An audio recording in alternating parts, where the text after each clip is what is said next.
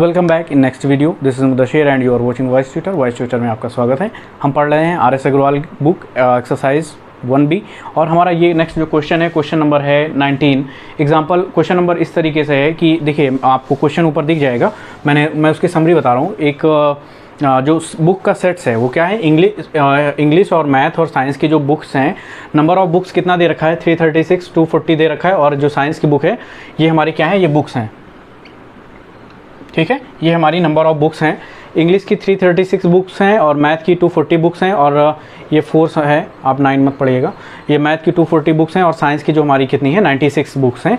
अब हमको सपोज़ एक फर्नीचर बनवाना है, ठीक है, एक फर्नीचर अलमीरा बनवाना है, और वो अलमीरा इस तरीके से है कि इसमें हमें बुक्स स्टोर करनी है। तो क्वेश्चन आपसे ये कह रहा है कि ऐसे कितनी हमें ये स्टैक बनाना चाहिए। स्टैक बोलते हैं कॉलम को। ऐसे कितने कॉलम होंगे कि जिसमें जो बुक्स आएँ वो पूरी नीचे से ऊपर तक आ जाएं, कोई भी स्पेस ये नहीं कि एक स्पेस में अगर हम इंग्लिश की पूरी यहाँ से यहाँ तक आ गई लेकिन हिंदी की यहाँ आ रही और एक यहाँ आ रही है, एक सब्जेक्ट की यहाँ आ रही, नहीं, सारी पूरी फिलअप होनी चाहिए। तो इस तरीके से कितनी जो है फर्नीचर में, अलमीरा में कितनी स्टैक्स, कितने कॉलम होने चाहिए कि सारी बुकों को अच्छे से अरेंज कर दिया जाए।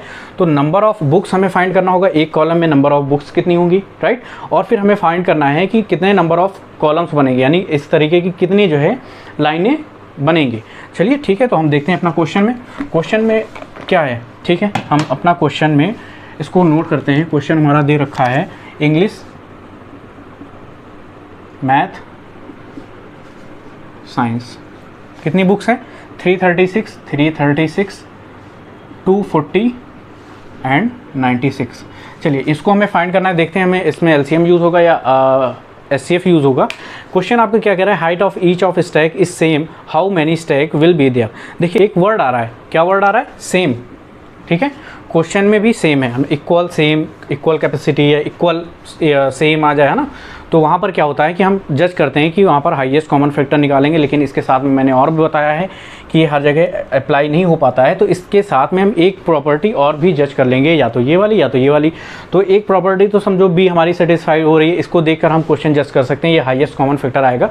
तो इससे क्लू तो हमें मिल ही गया कि कम से कम एक वर्ड को देख कर यही क्लू मिल गया कि ये हाईएस्ट कॉमन फैक्टर की तरफ इंडिकेट कर रहा है। तो वहाँ से हम एक प्रॉपर्टी चेक कर लेते हैं। चलिए हम पहले फर्स्ट प्रॉपर्टी अपनी देख लेंगे कि हमारा आंसर लेस देन आएगा या ग्रेटर देन आएगा। चलिए हम देखते हैं क्या आ रहा है हमारा आंसर। देखिए जो हमारी स्टैक्स हैं, जो लाइनें होंगी, जो कॉलम होंगी, उसमें हम 336 बुक तो रख नहीं सकते, राइट। तो जो नंबर ऑफ़ बुक्स होंगी, जाहिर सी बात है जो बड़ा नंबर है उससे कम आएगा।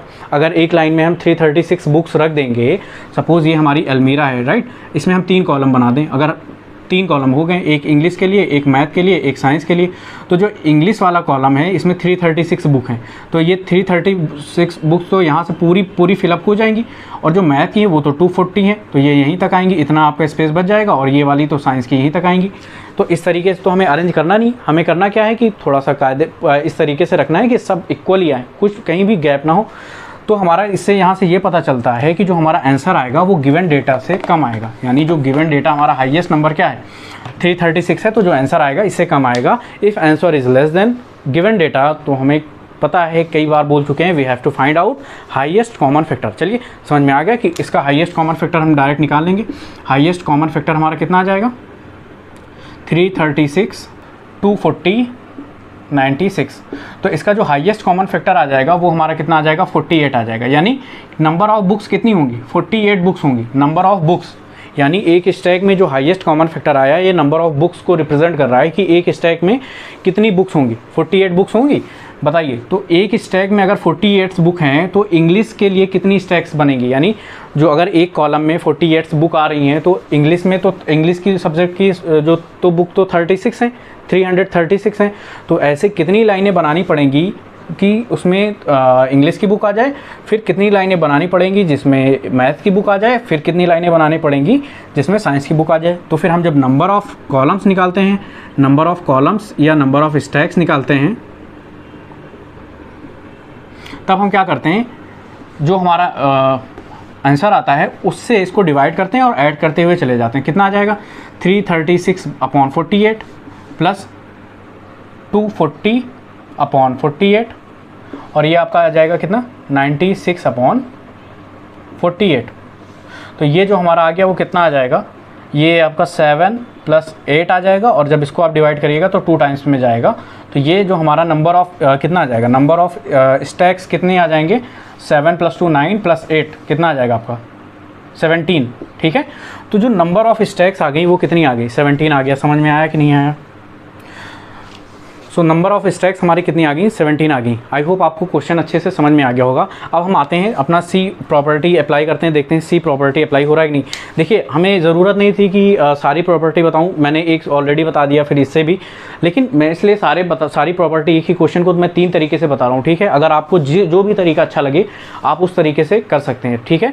यहाँ पर मैं एक क्वेश्चन को सोचो 3 बार लगा रहा हूँ, 3 तरीके आपको बता रहा हूँ, और अच्छे से आपको कॉन्सेप्ट क्लियर हो जाएगा, इसी वजह से कि दोबारा इस तरीके के क्वेश्चन आपको फिर दिक्कत ना करें। अगर आप जो है अभी तक मेरी इसका जो कॉन्सेप्ट नहीं देखा है, प्लीज़ जाकर उसका कॉन्सेप्ट देखें, उसको क्लियर करें, फिर आपको एक भी क्वेश्चन जो है प्रॉब्लम आने वाली नहीं है, ठीक है। अब हम देखते हैं हमारी थर्ड प्रॉपर्टी क्या, ये अगर ये अप्लाई करेंगे तो इस तरीके से अगर आंसर निकालें तो क्या आ जाएगा। देखिए जो हमारा आंसर आएगा, ये इसको थोड़ा सा ऊपर लिख लेते हैं, इसको नीचे लिखा रहने देते हैं।